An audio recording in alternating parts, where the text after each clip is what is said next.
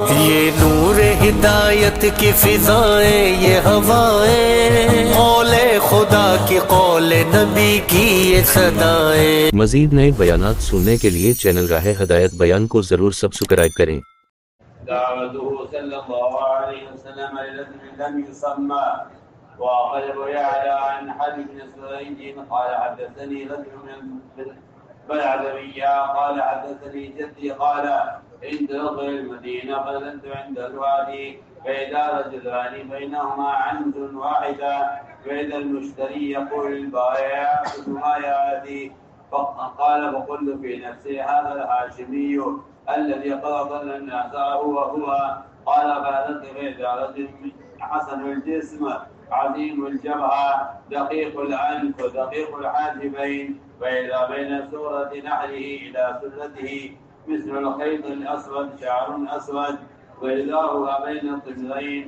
قال فدنا منا فقال السلام عليكم فرددنا عليه فلم ألبس أن دعا المشتري فقال يا رسول الله كله يحسن المبايعات فمد يده وقال أموالكم تملكون إني أرجو أن ألقى الله عز وجل يوم القيامة لا يتركني أحد منكم بشيء ظلمته في مال ولا في دم ولا في عرض إلا بحقه. رحم الله امرأ سهل البيع سهل الشراء سهل الأخذ سهل العطاء سهل القضاء سهل التقاضي. ثم مضى فقلت والله لأقضين هذا فإنه حسن القول. فتبعته فقلت يا محمد صلى الله عليه وسلم فالتفت إلي من جميعه فقال ما تشاء. وقلت أنت الذي أضلت الناس وأهلكتهم وصددتهم عما كان يعبد آباؤهم. قال ذاك الله. قال ما تدعو إليه؟ قال أدعو عباد الله إلى الله. قال قلت ما تقول؟ قال أشهد أن لا إله إلا الله وأني محمد رسول الله وتؤمن بما أنزله علي وتكفر بالله والعزى وتقيم الصلاة وتؤتي الزكاة. قال قلت وما الزكاة؟ قال يرد غنيمنا على فقيرنا. قال قلت نعم الشيء تدعو إليه. قال فلقد كان وما في الأرض أحد يتنفذ أبغض إلي منه فما برح حتى كان أحب إلي من ولدي ووالدي ومن الناس أجمعين. قال فقلت قد عرفت. قال قد عرفت؟ قلت نعم. قال تشهد أن لا إله إلا الله وأني محمد رسول الله وتؤمن بما أنزل علي. قال قلت نعم يا رسول الله إني أرد ما عليه كثير من الناس فأدعوهم إلى ما دعوتني إليه فإني أرجو أن يتبعوك. قال نعم فادعوهم. فأسلم أهل ذلك الماء رجالهم ونساءهم فمسح رسول الله صلى الله عليه وسلم رأسه. قال يسمي وفيه ران النساء بقية رجاله وثقوا. انتهى. میرے عزیز دوستو بزرگوں، یہ بھی امت کا بڑا حادثہ ہے، المیہ ہے کہ آدمی پہلی بات کا حکم برائی سے روکنے کا عمل اس شخص کے لیے کرے گا جس سے جان پہچان ہو، جس کو وہ جانتا ہو۔ حالانکہ نصیحت کسے کہتے ہیں؟ نصیحت آدھو نصیحت کو نہیں کہتے، نصیحت آدھو نصیحت کو نہیں کہتے، نصیحت بیان تقریر کو نہیں کہتے۔ نصیحت کہتے ہیں کسی انسان کے بارے میں مسلمان کا دل ہر طرح کی بدخواہی سے صاف ہو، ایسے آدمی کو ناصح کہتے ہیں۔ ایسے آدمی کو ناصح کہتے ہیں۔ نصیحت مشتق ہے نصیحت العسل سے، نصیحت مشتق ہے نصیحت العسل، یعنی شہد کو موم کے میل سے پوری طرح پاک کر لینا۔ شہد کے اندر موم کا میل ہوتا ہے، شہد کے اندر مکھیوں کا میل ہوتا ہے، ان سے شہد کو صاف کر لینے کو نصیحت کہتے ہیں۔ لیکن میں کہتا ہوں آپ سے، لوگوں کے دلوں کا حقد اور ان کے دلوں کا جو ہے ان کے دلوں میں کینہ یہ اب یہاں تک بات پہنچ چکی ہے کہ آدمی گشت اگر کرے گا تو اپنے خیال کے لوگوں پر گشت کرے گا. وہ کہے گا فلاں فلاں صاحب ہمارا خیال کے نہیں ہے، لہٰذا ان پر ہم گشت نہیں کر سکتے، اس لیے کہ وہ ہمارے خیال کے نہیں ہیں. ہمارا کام الگ ہے، ان کا کام الگ ہے، ہمارے کام کی نوعیت اور ان کام کی نوعیت اور ہے. ایسا معلوم ہوتا ہے تبلیغ والے کسی پروگرام میں لگے ہوئے ہیں، کسی پروگرام میں لگے ہوئے، دعوت نہیں لگے. اگر تبلیغ والے دعوت کا کام کرتے تو انہیں اپنے بڑائی کی تمیز نہ ہوتی.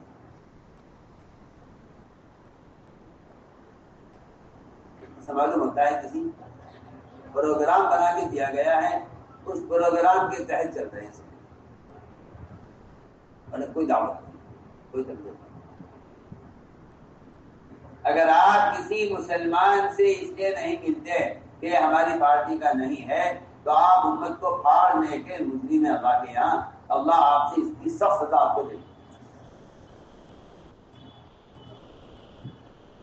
آپ کو اس کی سخت سزا دے. کسی مسلمان کو اس نظر سے دیکھتے ہیں گزشتہ میں ملاقات اور میں بھائی ہے ہمارا خیال کا نہیں. کیا امت کی تفریق نے امت کو یہاں تک پہنچا دیا ہے. کیا مسلمان یہ سوچتا ہے میں معروف کسے کروں کسے نہ کروں؟ یہ گندی ذہنیت اور یہ تفریق پیدا کرنے والوں کا نے عذاب مسلط کیا ہے مسلمانوں پر کہ آپ کو کس کے ساتھ کام کرنا ہے، کس ساتھ نہیں کرنا، آپ کس ساتھ میں جانا کس ساتھ نہیں جانا، آپ کو ملاقاتیں میں کس گھر پر جانا کس پر نہیں جانا، آپ کو کس سے دعوت دینی کس کو نہیں دینی، آپ کو کس مسجد میں جانا کس مسجد میں نہیں جانا. یہ ساری دین اس تفریق کی ہے،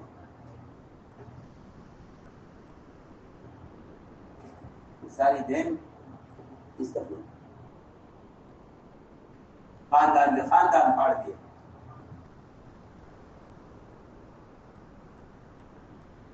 کوئی راستہ نہیں ہے، یہ کوئی طریقہ نہیں ہے. میں کہتا ہوں تبلیغ کوئی پروگرام نہیں.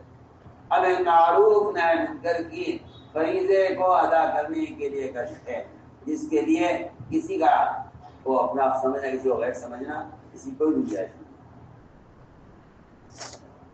کہ دعوت اسلام کی طرف عام دعوت سلام میں کہتا ہوں سلام سے زیادہ عام ہے، سلام سے زیادہ عام ہے، سلام سے زیادہ عام ہے.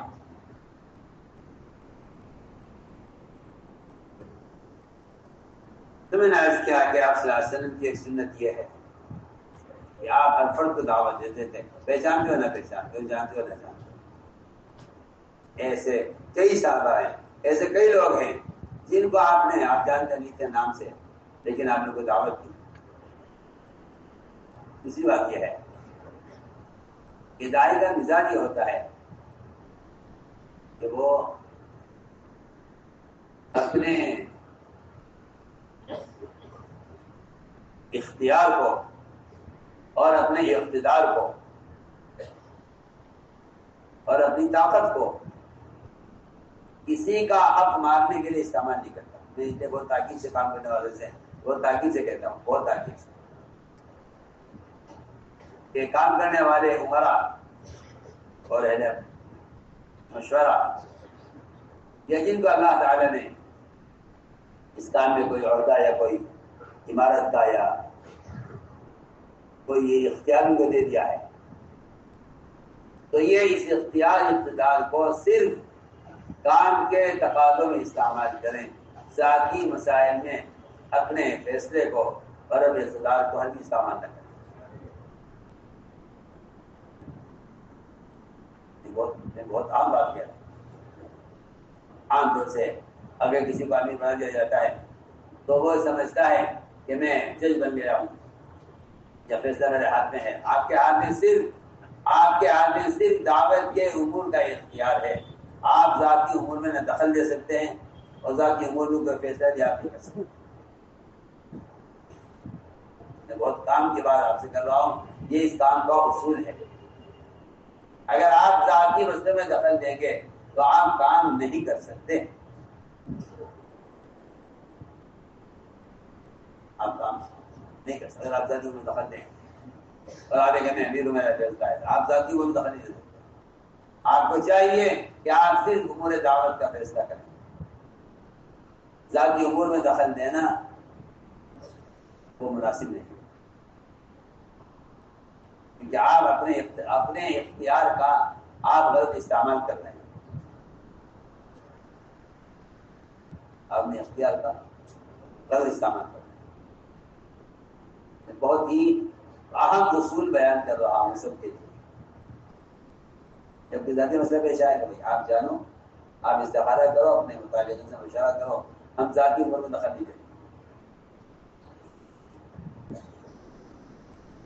ذاتی امور میں دخل ہم نہیں دیتے, ورنہ ذمہ داری یہ کرتے ہیں کہ وہ لوگوں کے ذاتی معاملات میں اپنے فیصلے کی قوت کو استعمال کرتے ہیں. لوگوں کے ذاتی معاملات میں اپنے فیصلے کی قوت کو استعمال کرتے ہیں. لوگ کہتے ہیں کیا کہیں انصاف کا فیصلہ ہے, صاف طور سے کہ ذاتی مسائل کا ہمارے مشورے سے کوئی تعلق نہیں ہے. ہر آدمی ذاتی مسائل کا خود ذمہ دار ہے, خود جس کو چاہے سالس بنائے, جسے چاہے نہ فیصلہ کرے. میں کہتا ہوں کہ آج کے اس مضمون کا اور آج کے اس سبق کا خلاصہ یہ ہے, آپ سے میں دعوت دینا ایسے شخص کو جس کے نام کی خبر نہیں ہے.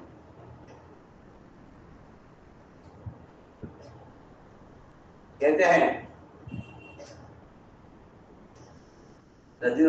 بلغریہ کے ایک آدمی کہ مجھ سے بیان کیا میرے دادا نے کہ میں مدینہ گیا اور میں وہاں آبادی کے قریب جا کر میں نے قیام کیا. اچانک میں نے دیکھا کہ دو آدمیوں کے درمیان ایک بکری پر بھاؤ چل رہا ہے. ایک آدمی بکری خرید رہا ہے, دوسرا بیچ رہا ہے. دونوں میں بھاؤ چل رہا ہے. اور خریدنے والا کہہ رہا تھا بیچنے والے سے کہ ذرا قیمت کم کر دے, قیمت اس کی کم کر دے. وہ کہہ رہا تھا بیچنے والے سے, کہہ رہا تھا خریدنے والا کہہ رہا تھا بکری بیچنے والے سے کہ اس کی قیمت کچھ کم کر دے. وہ یہ کہہ رہا تھا نہیں جی ایک دام ہے, میں کم نہیں کرتا.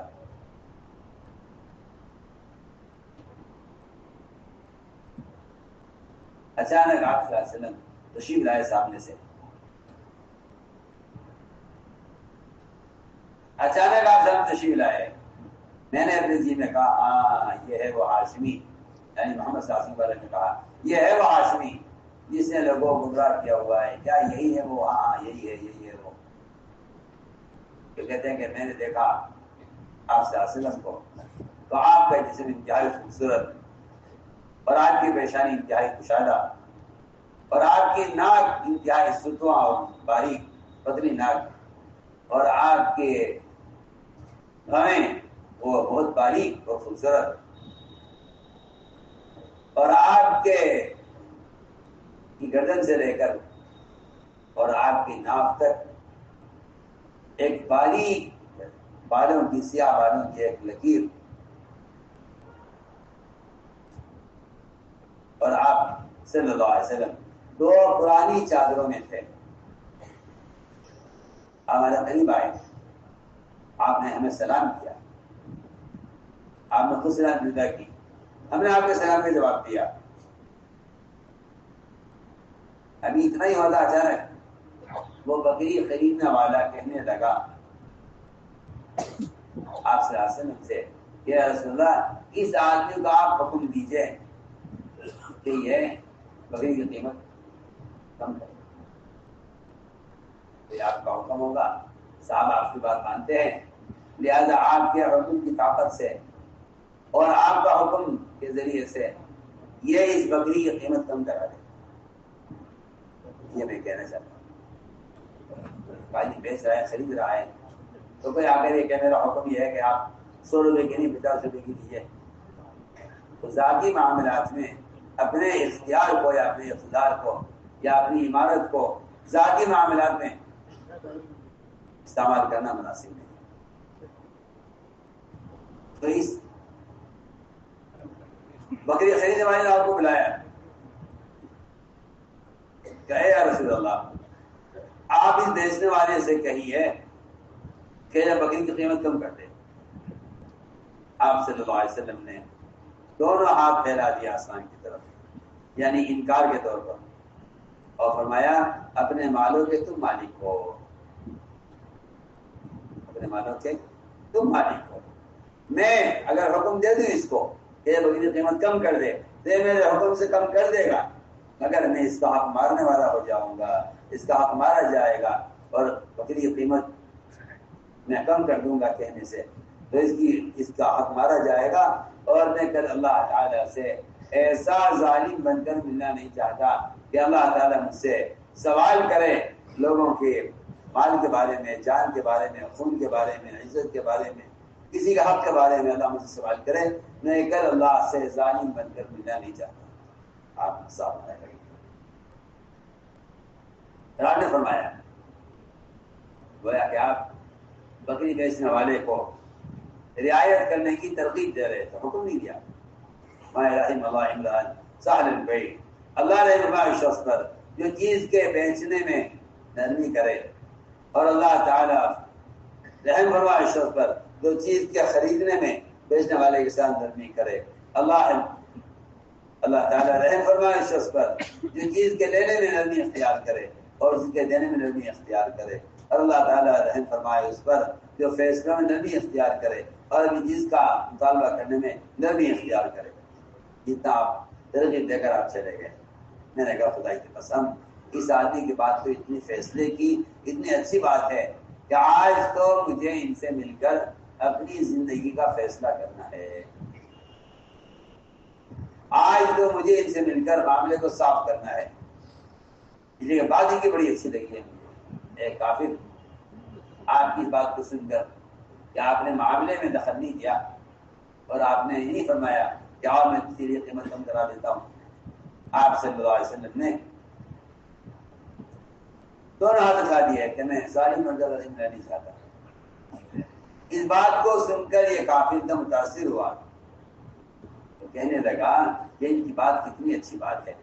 کہتے ہیں کہ میں آپ کے پیچھے ہو لیا. میں نے کہا اے محمد، پیچھے سے میں نے آواز دی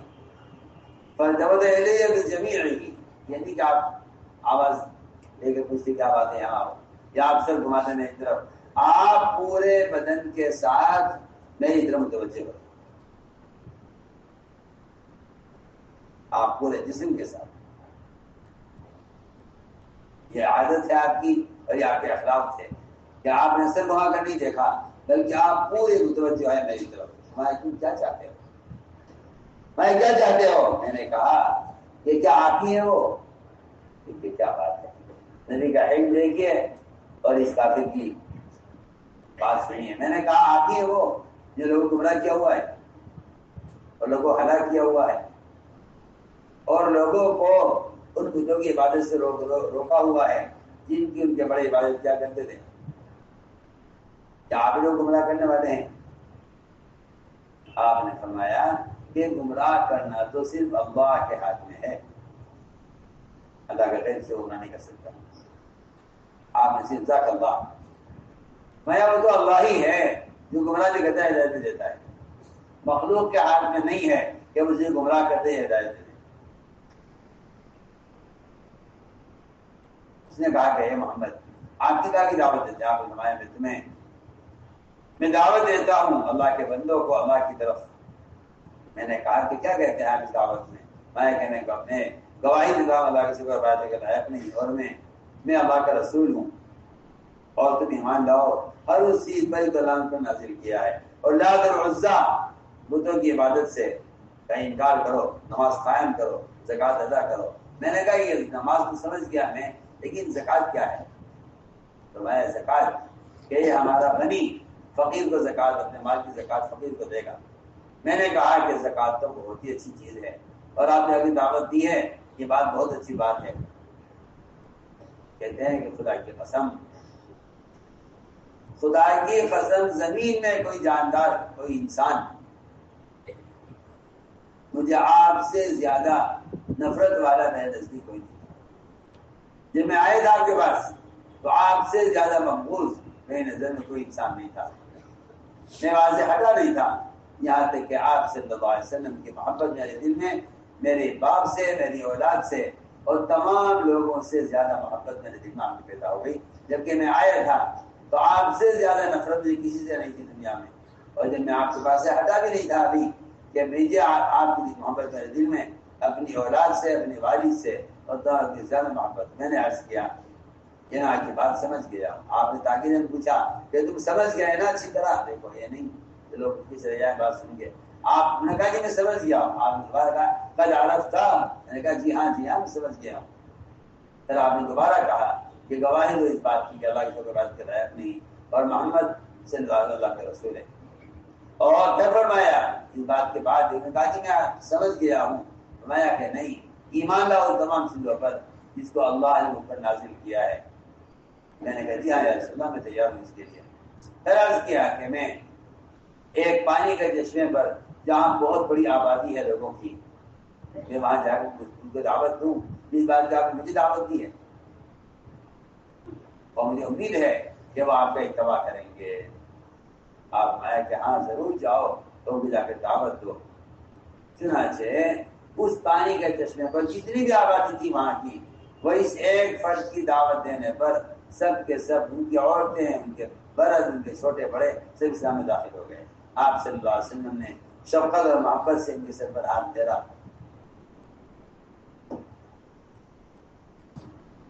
اللهم صل على سيدنا مولانا محمد وعلى آل سيدنا مولانا محمد كما صليت على إبراهيم وعلى آل إبراهيم إنك حميد مجيد. ربنا ظلمنا أنفسنا وإن لم تغفر لنا وترحمنا لنكونن من الخاسرين. اللهم إنا نستغفرك ونتوب إليك. اللهم إنا نستغفرك ونتوب إليك. اللهم إنا نستغفرك ونتوب إليك. ربنا آتنا في الدنيا حسنة وفي الآخرة حسنة وقنا عذاب النار. سبحان ربك رب العزة عما يصفون وسلام على المرسلين والحمد لله. آمین. تشریف رکھو بیٹھ کر. تمام چند ضروری باتیں سنیں پھر اٹھیں. اپنے ایمان اور سامان کی خود ہی حفاظت فرمائیں. ایمان کی حفاظت کے لیے پوری امت میں چل پھر کر کامل ایمان کی دعوت دی جائے اور ہر کام میں سنتوں کی پابندی کے ساتھ یہ دعا مانگی ہے: اے اللہ ہمارا خاتمہ ایمان پر فرما. جو بھی آپ کا سامان ہے خود ہی اس کی نگرانی فرمائیں. موٹا کپڑا بچھائے بغیر نہ سوئیں. فجر سے پہلے اپنے تمام معمولات اور ضروریات سے فارغ ہو جائیں. اب باتیں نہ کریں. سنت کے مطابق آرام فرما لیں. عبادت بھی کر لیں. اللہ تعالی